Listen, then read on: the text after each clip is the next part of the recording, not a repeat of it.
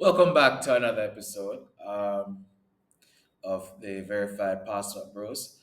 For me personally, I never want to talk about this topic because it always seems like it feels like it puts me in a bad light to myself.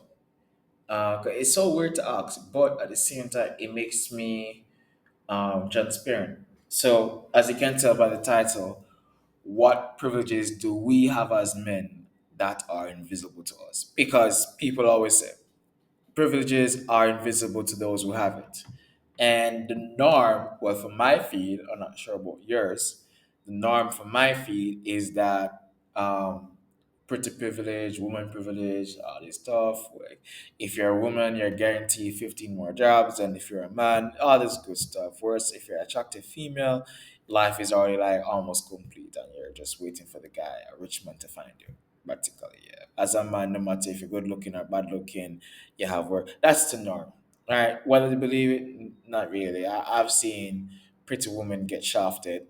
I've seen men get very lucky. So if it doesn't apply to all situations, it shouldn't be a perspective. It can be a general perspective, but it cannot be a specific objective perspective. I really only like objective perspectives, meaning that, for example, the objective perspective is all water is wet. There is no exceptions, but you have general perspectives where you can say exceptions doesn't break the rule or something like that. I don't like that because at what point do you draw the line when you say exceptions does not break the rule? So if I have 10 apples and I say apples are red, but there's out of the 10 only two is red, oh, eight of them is not red, so you're wrong. Well, exceptions don't break the rule. I mean, well, it's not enough to be a rule. You know what I'm saying? Like, but I do get it. For example, I'm from the Caribbean. We have a tropical weather, tropical climate, but it gets cold where exceptions does not break the rules. So at some point, I think a general perspective is when your statement defines most of the category you're defining, I guess. So he goes to all women are feminine. Well, you have masculine women, so you can't say that. Well, majority of the women are feminine. So I guess it, God help you. So I don't know. So I don't like conversations like that because where you draw the line and where I draw the line is two different places. And if we draw the line at two different places, we're talking in two different channels and it would just be noise. Because I can say if it's 50-50, you can still have a general perspective. You still have a general perspective if it's 50-50. But for somebody else, that's not enough for it to be general. General have to be like most of the category you're describing or defining, most have to fit your statement. So if you have 10, same thing with the 10 apples. If 10 apples, five are blue, five are green, you can't say that green apples are green. It can't say the apples in bucket is green. Some people going to say you can say that. Some people say you can't. Some people will say, okay, if it's more than 50%, you can have a general perspective, define it by that detail. So if it's like eight green apples and two blue apples or whatever, you can say the apples in the bucket are green because majority of them is green. My brain just went on a whole tangent, but back to the main topic. But yeah, so what are privileges that we have? I think the same thing still applies. It's just that all girls have privileges. Maybe not. Most of them, mostly. But before one thing about accusations I always hear and nobody really realizes about accusation is that when you accuse someone, one, you're putting something on that person and you're removing something from yourself at the same time. Two things are happening at one time. So when I see these men, these so-called red pill niggas, saying these shit like, oh, women privileges, book, like when you do that, you remove accountability from yourself because you are perfect. Apparently, you move, from you remove like any judgment from yourself because the position you're taking is an authoritarian position and no one really questions. Authority is not something you really question, you just submit.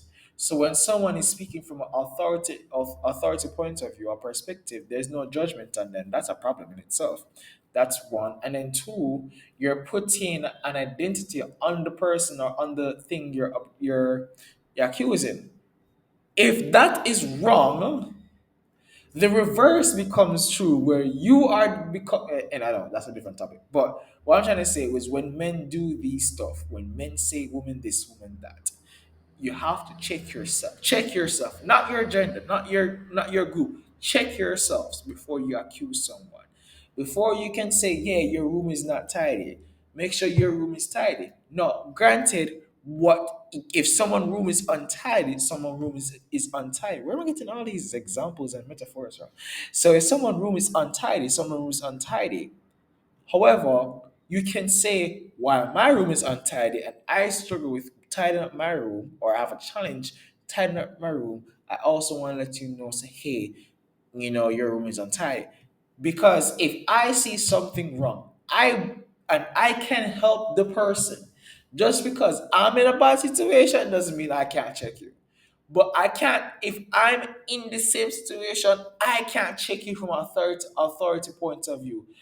I have to check you as a peer to peer, not authority to peer, or whatever you call it. So, reason why the police, for example, is one of the authority that everybody can relate to, is like, because for just from face value, the police will be the last person to break the law. The police will be the last person to be a criminal because they are enforcing it. So when they accuse you or they say, hey, we have evidence that you are a criminal, they're doing it from authority point of view, because we can already know they're already innocent. A criminal cannot be like, yo, you need to do better. It looks weird. So, however, a criminal can say, hey, peer to peer level, relate, connect, that peer to peer level. Yes, if you're also guilty, you can call out somebody else who is guilty, but not from authority point of view. That's what the red pill niggas got wrong. You can't it can't hold somebody accountable when you need accountability, not from authority point of view, from a peer to peer. Relate. You got dirt in your closet. Yes, I got dirt in my closet, but you don't come from authority point of view to tell me and accuse me and judge me because my room is dirty. You come to me as a brother, you come to me as a peer, you come to me as a friend, and then we can talk about this. We can say, how do you get in a situation? How do you plan to get out of it? That's what you plan to do. All right, what can I do to get? That's how it's done. You can still call out something, but don't do it from authority point of view if you're in the same situation. That's just my 2 cents. So when I see that Fresh and Fit shouting at these girls, I'm like, bro, you ain't Jesus, bro. You ain't Jesus. And the thing is that when you see these guys accusing these women of some shit that they do, I'm like, man, if they're supposed to know the things you are doing in your life, and they were supposed to come to you with that, like the same way how you go to them about them being whores and whatever you're accusing them, Myron, if the same girls were supposed to come at you for something, your one of your challenges or your weaknesses, for the same aggression that you use, it will be a problem. And that's a problem. If you are talking to me in a certain way because I have dirt in my closet, and then I found out you have dirt in my closet, the way you talk to me, I must be able to talk to you back in the same way. No, if you don't have any dirt in your closet, okay, that's a different conversation.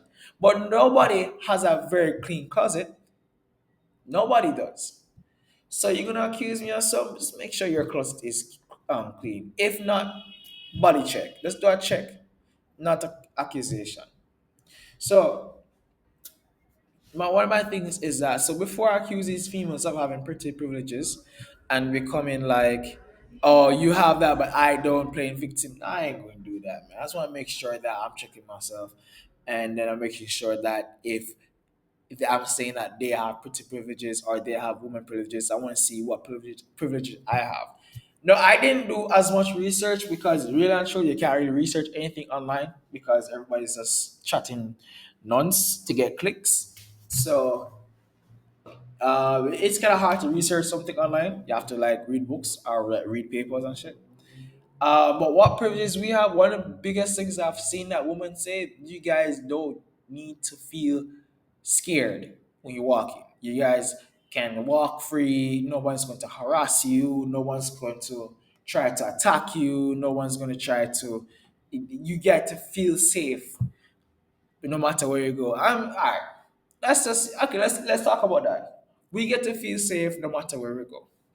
That's one of our privileges that we don't talk about as men. I can tell you that we don't talk about. Like, I've never said to my brother or to my friend, say, hey, man, I don't have to worry to walk from point A to point B. I feel so free minded. I feel so happy. And I've never had that conversation. I know it has that conversation with me. So the first privileges that we have as a man privileges, is able to walk safe and walk free and I guess wherever we want to. But I think that's a different type of conversation. So first, yes, I can admit that, but it is. I'm not going to compare it because things tend to lose their true value and meaning when you compare it to other things. Um, is that do I walk? I have to be alert. All right. That while that is right, we still have the protective instinct, right? So it's put it this way. So I was speaking to the females real quick to let you guys know that hey, we do have. I acknowledge that I have a privilege that you guys don't have. It's not as nice as you may think it is. 'Cause I guess that's a meaning of privilege. Yeah, it's invisible to you because when I walk, I'm still on guard. If I was supposed to be robbed, how would I defend myself? I when I walk, and most guys walk like this. When I walk, where is the danger is going to come? Where is the most likely place the danger is going to come? Every time I walk, I have that sense. Okay, if it comes from that place or from this person, how would I react? Granted, women have multiple means of being attacked. They can be attacked physically, like physical harassment, physical touch, physical, being beaten, being attacked physically. They also have sexual harassment, being catcalled if you're poor. It's catcalling if you're poor, but I'm just joking. Being catcalled, being sexual harassed, whatever. And also, they have more ways of being a target. They do. And most of the cases, if not all the ways that we men can be attacked when we walk in town, they can be attacked and more and more. So I give them that, definitely give them that. However, the reality situation is that, well, what are we supposed to do about it? I mean, it is what it is. But I'll admit it that we have that. But I still walk with caution. I still walk if I'm supposed to be attacked. How where it come from? Who is going to more likely attack me? If this person who is walking past me is going to attack me, how would I defend myself in this position? Um, how can I be in a defensive position and an attack ready position at the same time when walking? Is somebody hiding behind that wall? Is somebody behind by that tree? If this guy came to talk to me, how would I sound? How would I present myself? How am I looking right now? How if I'm supposed to see myself from a third person point of view? Do I give off a I wouldn't fighter's point of view or like somebody who's not attack a non-victim stature? Do I walk as a non-victim or do I walk as a victim? I'm always conscious about that, but I'm never like walking and fearful of my life. And this is something I want to touch on very, very slightly. My brother told me that I cannot get jaded in a way with this one because I interact with social media more than I interact with people in real world, and that's a problem. That's a huge problem. So a lot of interactions I face is mostly through my phone than in real life because I don't like to be around people. I really don't. Um, so when I walk, I'm always thinking, if I walk past a woman, I'm always thinking, first thing, does she see me as a threat? Two, how can I adjust my body language to look like a non-threat as best as possible to give her a mind at ease? And I've also realized no matter what you do, if they decide that you're a threat, you're gonna be a threat. You could be in handcuffs, you could be amputated. If she thinks a girl's mind is crazy and powerful at the same time, it's sometimes um, mind Yo, I swear. But if they say, hey, I feel like this nigga is a threat, even though he has no eyes, no arms, no legs, the fact that he's a man by DNA makes him a threat, and I am fearful of my life. I'm like, well,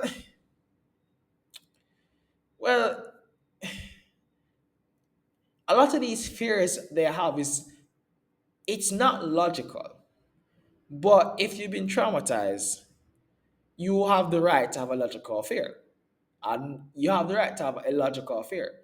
But at some point, I'm not accusing women of having illogical fears. I'm just saying when you have it, just know you have it. A lot of the issue I have is they have an illogical fear and it's presented as if it's logical. No, granted, a lot of illogical things happen. Logically speaking, you're not supposed to walk in the town and get kidnapped. Not well. How you define logic is depend on you.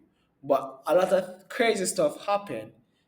Even if the woman was logical, it would still happen. I get that. I get that. At the same time, if something, and I want to actually have this conversation with a woman. If something were to happen to you, say for example, so you're walking in one of the most secure places in town, and you got kidnapped, all those horrible things and whatever. If your first resolve after that incident, after you've been through therapy, after you've been through the whole healing process, your first thought is to say, "Hey, every guy is a threat." As much as I understand, that's not fair, and that's not possible, and that's not fair. That's what I call illogical. It's okay to be illogical because that's how you feel, and that's fine. Just know it's illogical. Just know it's illogical. I cannot be illogical of a logical perspective on women and pretend like I can't do that. It's I don't most guys can't do that. They look stupid. So it's like you can be irrational. You can be irrational, especially after trauma. It can be. Just know what you're doing, right? When I go through, for example, when I at my first accident, didn't want to drive.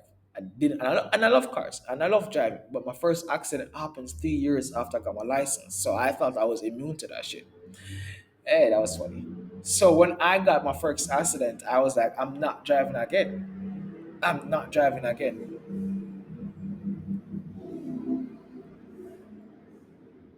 So when that happened now, I'm like, I knew I was being in an emotional state because I have to drive again eventually.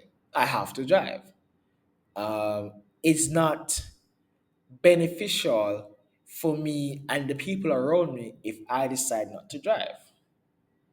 Because the thing I'm avoiding with possibility of outcomes doing that possibility of outcomes because you have to do that because that is just a thing the same thing you did the same thing happened to you the last 50 times there's a common factor you're still living right someone's going to harass you every so often but is it going to happen all the time maybe not for me no that's for me so when I was in my first accident, I was saying to myself, man, I don't want to drive. But I knew this was a phase because this fear is going to go away eventually. I did not feed it. I did not look for reasons to make it bigger. I didn't justify it. I allowed it to flow through my body and make it flow back out, flow out, make it flow out. I'm not asking for it again. I'm not looking for reasons to enlarge it. And I think that is where I have a problem, which has to be a different episode, different episode or different video.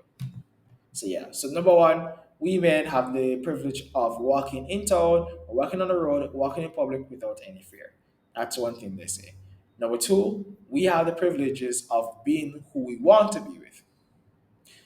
Now, this is something I actually find very interesting, is because on a general perspective, given all things are equal, and I want to make that very specifically clear. Given that all things are equal, men make the first move. We're not making the first move to somebody we don't want, right?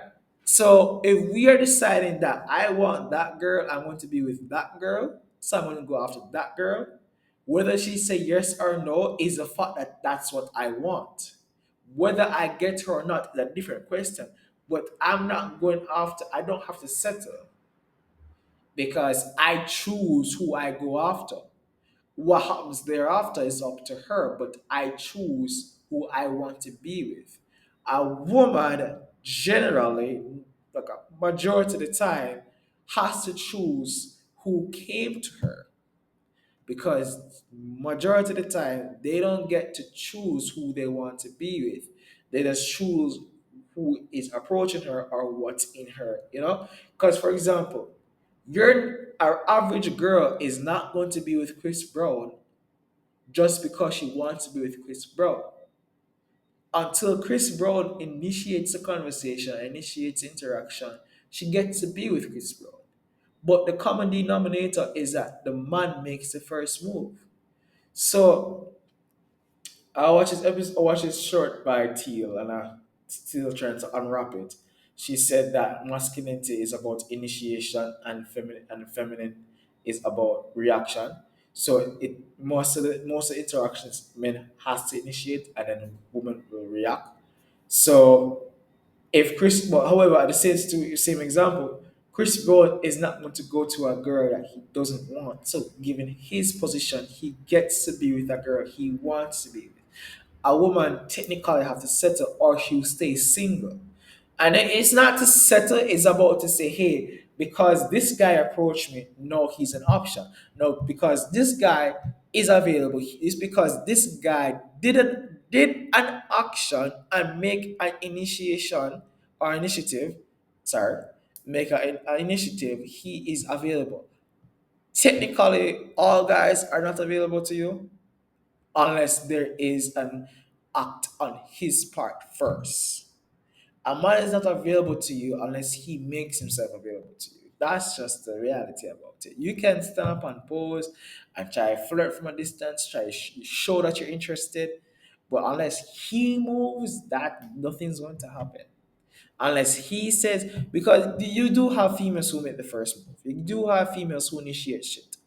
But majority of the time, they don't want to do it. They don't want to. Majority of the time, they don't want to. Not wanting to do it and not having the ability to do it are two different things. I'm not questioning the ability. I'm just saying, you guys don't really want to make the first move. So yeah. So that's the two things that we have privileges that we don't really discuss and that are invisible to us as men.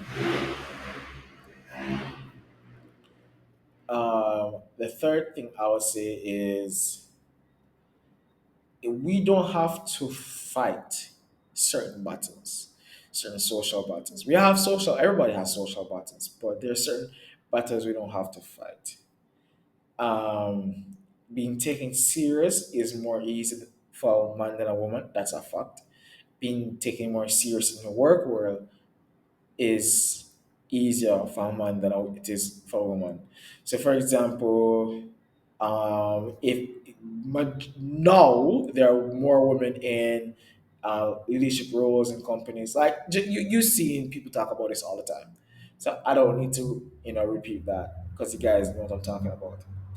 The issue, however, how it's being done is that people are having women in leadership roles not because women fight for it, is because of some affirmative inclusivity foolishness.